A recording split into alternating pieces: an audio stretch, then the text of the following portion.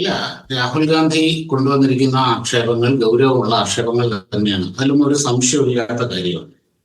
വളരെ അത് ഇലക്ഷൻ കമ്മീഷൻ്റെ അകത്ത് നമ്മുടെ വോട്ടേഴ്സ് ലിസ്റ്റിലെ ഡിസ്ക്രിപ്പൻസീസ്, ഡ്യൂപ്ലിക്കേഷൻ ഒക്കെ ഉണ്ട്. അത് ഈ വോട്ടേഴ്സ് ലിസ്റ്റിൽ അത് എക്കാലവും ഉണ്ടായിരുന്ന ഒരു കാര്യവുമാണ്. ഇപ്പം അദ്ദേഹം വളരെ സീരിയസ് ആയിട്ട് പരാതി ഉന്നയിക്കും. അദ്ദേഹം പത്രസമ്മേളനത്തിൽ പറയും.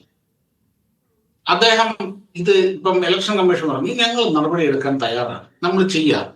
ഇത് ഇലക്ഷൻ കമ്മീഷൻ എന്ന് പറയുന്നത് ഒരു ഭരണഘടനാ സ്ഥാപനമാണ്. ആ ഭരണഘടനാ സ്ഥാപനത്തിന് വ്യവസ്ഥാപിതമായ രീതിയിൽ, നിയമപരമായ രീതിയിൽ, ഭരണഘടനാനുസൃതമായി മാത്രമേ കാര്യങ്ങൾ ചെയ്യാൻ കഴിയുള്ളൂ. ദയവ് ചെയ്ത് താങ്കൾ ഔദ്യോഗികമായി സത്യവാങ്മൂലത്തോടുകൂടി ഞങ്ങൾക്ക് പരാതി തരിക, ഞങ്ങളത് ചെയ്യാം എന്ന് ഇലക്ഷൻ കമ്മീഷൻ പറയുന്നുണ്ട്. ഇനി അങ്ങനെ കൊടുത്തിട്ടും ചെയ്തില്ലെങ്കിൽ ഇവിടെ നമ്മുടെ നീതിന്യായ സംവിധാനമുണ്ട്, അങ്ങനെ ചെയ്യുക. ഇതല്ലേ എന്നും ഇവിടെ എത്രയോ നാളായിട്ട് ഇത് തന്നെ നമ്മൾ പറഞ്ഞുകൊണ്ടിരിക്കുകയാണ്. അത് ഞങ്ങൾക്ക് ജനങ്ങളുടെ കോടതിയിലാണ് വിശ്വാസം. ഈ ഇലക്ഷൻ കമ്മീഷനെ നന്നാക്കൽ ഞങ്ങളുടെ ജോലിയല്ല. ഈ രീതിയിൽ പറഞ്ഞൊഴിയാതെ രാഹുൽ ഗാന്ധി ഈ കാണിക്കുന്ന ഗൗരവം കുറച്ചുകൂടെ ഉത്തരവാദിത്വ ബോധത്തോടുകൂടി ഈ രാജ്യത്തെ നിലനിൽക്കുന്ന ലോ ഓഫ് ലാൻഡ് അനുസരിച്ച് നിലനിൽക്കുന്ന നിയമങ്ങളും ചട്ടങ്ങളും ഭരണഘടനയും ഒക്കെ അനുസരിച്ച്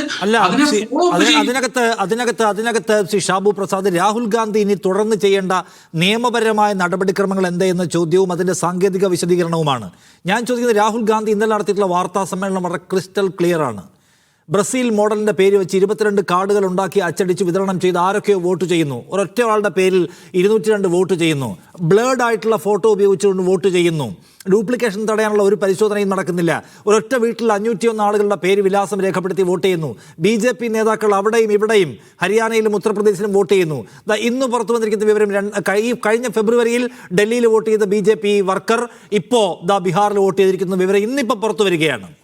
ഇത് തെരഞ്ഞെടുപ്പ് കമ്മീഷനുമായി ബന്ധപ്പെട്ട ഒരു വിശ്വാസ പ്രശ്നം ഉയർത്തിയിട്ടുണ്ട്.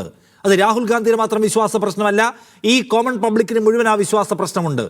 പബ്ലിക്കിനോട് വിശദീകരിക്കണ്ടേ തെരഞ്ഞെടുപ്പ് കമ്മീഷൻ? അല്ലാതെ രാഹുൽ ഗാന്ധിയോട് നിങ്ങൾക്കന്ന് പരാതി ഉണ്ടായിരുന്നില്ലല്ലോ, നിങ്ങൾക്കിപ്പോൾ പരാതി ഉണ്ടെങ്കിൽ എന്നതല്ല.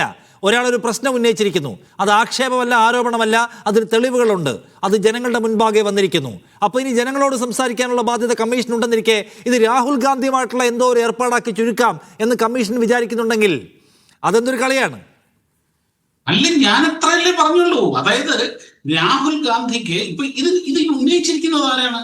രാഹുൽ ഗാന്ധിയാണ് ഉന്നയിച്ചിരിക്കുന്നത്. അദ്ദേഹത്തിന് ഈ പറഞ്ഞ ജനങ്ങളോടും പൗരന്മാരോടും ഉത്തരവാദിത്വമുണ്ടെങ്കിൽ ഈ രാജ്യത്തിന്റെ നിയമവ്യവസ്ഥ അനുസരിച്ച് പെരുമാറണം എന്നല്ലേ പറഞ്ഞിട്ടുള്ളൂ. അല്ല, അങ്ങനെ ഉണ്ടോ? രാഹുൽ ഗാന്ധി ഒരു പ്രശ്നം ഉന്നയിച്ചാൽ ആ പ്രശ്നം സീരിയസ് ആണ്, അത് സമൂഹത്തിൽ തെരഞ്ഞെടുപ്പ് പ്രക്രിയയെക്കുറിച്ച് സംശയം ഉണ്ടാക്കുന്നതാണ്, നമ്മുടെ രാജ്യത്തിലെ ഒരു പ്രക്രിയയെക്കുറിച്ച് വലിയ തോതിലുള്ള ആശങ്ക ഉണ്ടാക്കുന്നതാണെങ്കിൽ അത് പരിഹരിക്കാനുള്ള ബാധ്യത കമ്മീഷന് ഇല്ല എന്നാണോ? അങ്ങനെ ഉണ്ട് എന്ന് അഭിപ്രായപ്പെട്ട മുഖ്യ തെരഞ്ഞെടുപ്പ് കമ്മീഷണർമാർ ഇവിടെ ഉണ്ട്. അതായത് ഒരു പ്രശ്നം ഉയർന്നു വന്നാൽ അത് തെരഞ്ഞെടുപ്പ് കമ്മീഷന്റെ വിശ്വാസ്യതയെ, വോട്ടിംഗ് പ്രക്രിയയുടെ വിശ്വാസ്യതയെ, രാജ്യത്തെ ജനാധിപത്യ പ്രക്രിയയുടെ വിശ്വാസ്യതയെ ബാധിക്കുന്നതാണെങ്കിൽ ഉടനടി ഇടപെട്ടുകൊണ്ട് ജനങ്ങളുടെ സംശയം തീർക്കണം. ഈ ജനാധിപത്യ പ്രക്രിയയിലെ എല്ലാ രാഷ്ട്രീയ പാർട്ടികളുടെയും പ്രശ്നം തീർക്കണം. അല്ലാതെ പരാതി വന്നാൽ മാത്രം ഇടപെടാമെന്ന് പറയാൻ തക്കവണ്ണം ഇത് കേവലാക്ഷേപമല്ല, ഇത് കംപ്ലീറ്റ് തട്ടിപ്പാണെന്നൊരു സംഗതി നമ്മുടെ മുമ്പിൽ ഇതാ ഒരു പ്രസന്റേഷനായി വന്നിരിക്കുന്നു. അപ്പോൾ ഇടപെടാനുള്ള ഒരു ബാധ്യതയില്ല കമ്മീഷൻ എന്നാണോ താങ്കൾ പറയുന്നത്? പരാതി കിട്ടിയാൽ മാത്രം ഇടപെട്ടാൽ മതിയെന്ന്? നിഷാദെ, നിങ്ങളുടെ പ്രസംഗം കേൾക്കാനാണെങ്കിൽ നിങ്ങൾ എനിക്ക് റെക്കോർഡ് ചെയ്ത് അയച്ചു കഴിഞ്ഞാൽ ഞാനത് സൗകര്യം പോലെ കേട്ടോളാം കേട്ടോ. ഇവിടെ ഈ ഇത്രയും തുടങ്ങിയതിന് ശേഷം ഒരു 80% സംസാരിച്ചത് താങ്കളാണ്. അങ്ങനെയാണ് പിന്നെ എന്തിനാ ഇങ്ങനെ ചർച്ച? അതിന്റെ ആവശ്യമില്ലല്ലോ. നോക്കൂ, ഞാൻ ഇത്രയല്ലേ പറഞ്ഞുള്ളൂ. ശരി, കമ്മീഷൻ എങ്ങനെയായിക്കട്ടെ, എന്തുകൊണ്ട് രാഹുൽ ഗാന്ധി ഈ കാര്യത്തിനൊരു ഫർദർ ഫോളോ അപ്പ് ചെയ്യുന്നില്ല? ഇലക്ഷൻ കമ്മീഷന്റെ കാര്യം വിടൂ. നിങ്ങൾ പറഞ്ഞ പോലെ ഇലക്ഷൻ കമ്മീഷൻ നീതിപൂർവമല്ല പെരുമാറുന്നത്. പക്ഷേ നീതിപൂർവം അല്ലാതെ ഇടപെടുന്ന ഇലക്ഷൻ കമ്മീഷനെ കൊണ്ട് അത് ചെയ്യിക്കേണ്ട ബാധ്യതയും കൂടെ ഇല്ല. അതിന് ഈ നാട്ടിൽ ഓപ്ഷൻസ് ഉണ്ട്, അത് ചെയ്യിക്കാൻ കഴിയും. ഇവിടെ SIR-നെതിരെ കോടതി പോയില്ലേ? SIR-നെതിരെ കോടതി പോയി, അത് നിരോധിക്കണമെന്ന് പറഞ്ഞു. കോടതി അത് കേട്ടില്ല. പക്ഷെ കോടതി അതിന്റെ അകത്ത് ഇലക്ഷൻ കമ്മീഷനോട് പോലും വിമർശനാത്മകമായ രീതിയിൽ ഇടപെട്ടു. നിങ്ങൾ തന്നെ അത് പല പ്രാവശ്യം പറഞ്ഞിട്ടുണ്ട്. ഇലക്ഷൻ കമ്മീഷനോട് കോടതി ഇടപെട്ടതിനെ തുടർന്ന് ആധാർ വാലിഡാക്കി, കോടതി ഇടപെട്ടതിനെ തുടർന്ന് ഡിലീറ്റഡ് ലിസ്റ്റ് പ്രസിദ്ധീകരിച്ചു. ഇതൊക്കെ കോടതി ഇടപെടേണ്ടി വന്നു. അപ്പോൾ കോടതി ഇടപെടും. ആ ഓപ്ഷൻ ഈ കാര്യത്തിൽ, ഇത്ര ഗൗരവമായ ഒരു കാര്യത്തിൽ രാഹുൽ ഗാന്ധി സ്വീകരിക്കണമെന്നുള്ള വിനീതമായ അഭിപ്രായമല്ലേ ഞാൻ പറഞ്ഞുള്ളൂ. അതിൻ്റെ എന്തിനാണ് നിങ്ങൾ അതിൻ്റെ അകത്ത് ഇത്രയധികം അത് പറയുമ്പോൾ ഇത്രയധികം ഇങ്ങനെ വയലന്റ് ആവുന്നത് എന്തിനാണ്? ഞാൻ വയലന്റ് ആയില്ല. ഞാൻ ചോദിക്കുന്നത് ഷാബു പ്രസാദ്, രാഹുൽ ഗാന്ധി ഒരു വാർത്താ സമ്മേളനം നടത്തി. അതിൽ അദ്ദേഹം ചില കാര്യങ്ങൾ ഉയർത്തി കാണിച്ചു. ഞാൻ ഒരു പൗരൻ, വോട്ടർ എന്ന നിലയ്ക്ക് അത് കാണുമ്പോൾ എനിക്ക് ആശങ്കയുണ്ട്.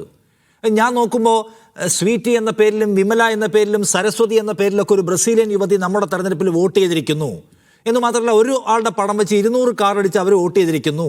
501 പേര് ഒരു വീട്ടിൽ നിന്ന് വോട്ട് ചെയ്തിരിക്കുന്നു. BJP-ക്കാർ വന്ന് അപ്പുറത്തും ഇപ്പുറത്ത് വോട്ട് ചെയ്തിരിക്കുന്നു. തെളിവുകൾ കാണിച്ചിരിക്കുകയാണ്. ആ തെളിവുകളെക്കുറിച്ച് പൗരനായ എനിക്ക് ആശങ്കയുണ്ട്. ഞാൻ കോൺഗ്രസ് പ്രവർത്തകനോ നേതാവൊന്നുമല്ല. എൻ്റെ ആശങ്ക നിവർത്തിച്ച് തരില്ല ഈ കമ്മീഷൻ എന്നാണോ? രാഹുൽ ഗാന്ധിയാണ് ആ പ്രശ്നം കൊണ്ടുവന്നത്. അയാൾ പരാതി എന്നാൽ മാത്രമേ ഇടപെടൂ, അല്ലാതെ ഈ അവിശ്വാസ പ്രശ്നം പരിഹരിക്കാനുള്ള ഒരു ബാധ്യതയും ഞങ്ങൾക്കില്ല എന്നാണോ ഈ കമ്മീഷൻ വിചാരിക്കുന്നത്? നിഷാദിന് ഈ നിമിഷം ഒരു പൗരൻ എന്നുള്ള നിലയിൽ, ഒരു വോട്ടർ എന്നുള്ള നിലയിൽ ഈ കാര്യം പറഞ്ഞ് നിഷാദിന് കൊടുക്കാം കോടതിയിൽ ഒരു പൊതു താല്പര്യ ഹർജി. നിഷാദിന് കൊടുക്കാം. ഈ നാട്ടിൽ ഓരോ പൗരനും അതിനുള്ള അവകാശ സ്വാതന്ത്ര്യമുണ്ട്. ഈ ചർച്ച ഇപ്പം ഇവിടെ ഈ SIR പറ്റി ചർച്ച നടക്കുന്നു. ഭയങ്കര SIR അതാണ് ഇതാണെന്നൊക്കെ പറഞ്ഞു നടക്കുന്നു.